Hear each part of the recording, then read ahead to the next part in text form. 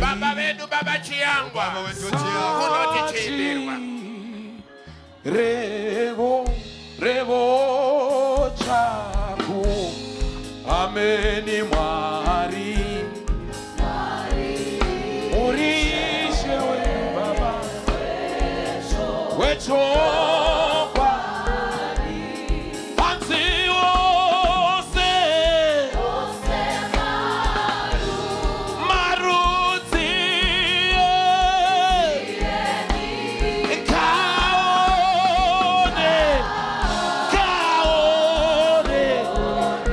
kaone rupo aione maoko edu pamwe chete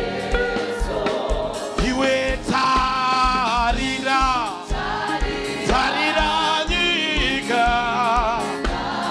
nyika yokwedu iwe urege aiwa tichimba pamwe chete mapostora kuimba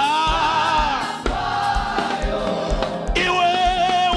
urege kutsamwa Mwari we kaisamba muri ayo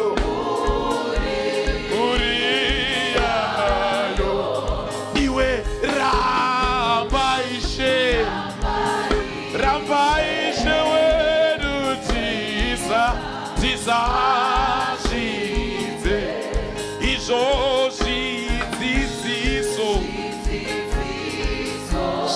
zvidzidziso zvenzwi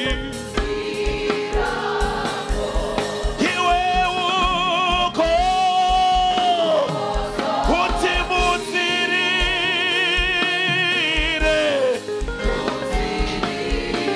tizwe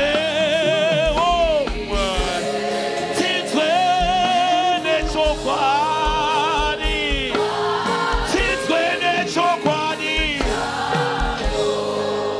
makanaka Jesu makanaka Jesu makanaka Jesu